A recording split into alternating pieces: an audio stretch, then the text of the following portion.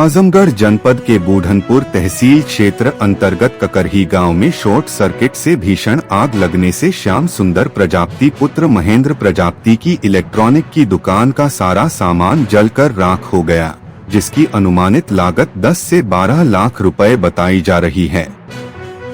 पीड़ित परिजनों से मिलने पहुंचे आज क्षेत्रीय विधायक संग्राम यादव ने तत्काल 25,000 रुपए की नगद सहायता राशि प्रदान की, साथ ही परिवार को आगे और भी मदद का आश्वासन दिया। उन्होंने मीडिया से बातचीत करते हुए बताया कि पीड़ित परिजनों से मिलने सत्ता पक्ष का कोई नेता अभी तक नहीं आया, न ही राजस्व कर्मी मौके पर पहुंचे, जिस पर विधायक ने काफी नाराजगी जताई। उन्होंने उपजिलाधिकारी बूढ़नपुर से अनुरोध किया कि आपदा राहत कोष से पीड़ित परिजन को सहायता राशि प्रदान की जाए। प्रदेश सरकार पर निशाना साधते हुए कहा कि सरकार SIR के नाम पर BLO और लेखपालों का शोषण कर रही है।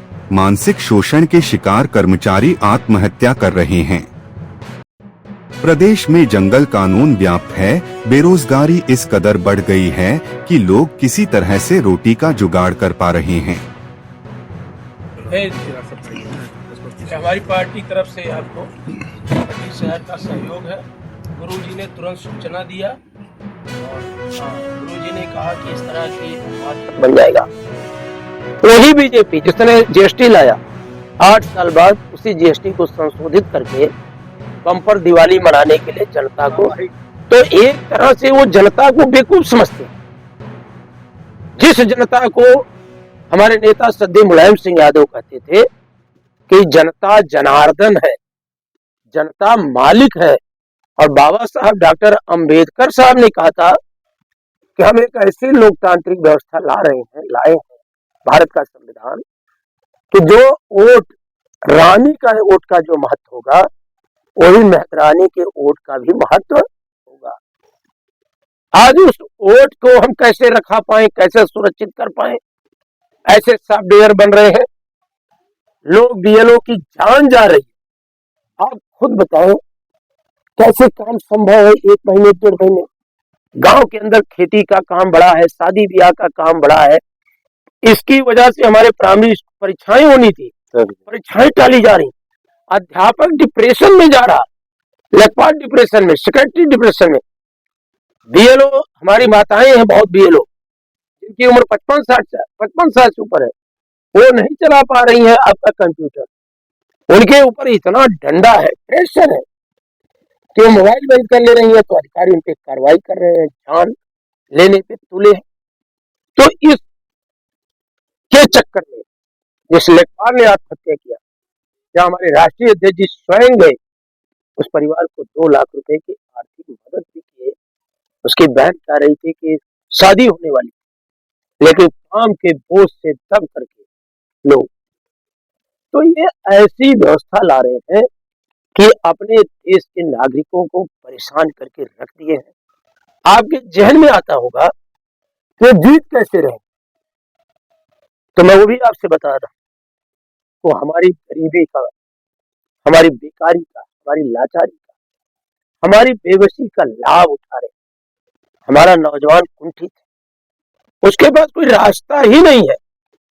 कुछ चंद प्रलोभन से इस देश का पूंजीपति, अब बीजेपी कार्यकर्ता चुनाव नहीं लड़ता है, पूंजीपति लड़ता है, मेन स्ट्रीम मीडिया लड़ती है। वो क्या क्या कहानी गढ़ती है, वो कहानी स्क्रिप्ट तैयार रहती है, किसको क्या बोलना है वो तैयार रहता है। कि आम जनता कहीं महंगाई की बात ना करे, कहीं बेरोजगारी की बात ना करे, जो TGT की परीक्षा लगातार चल रही है उस पर ना बात करे।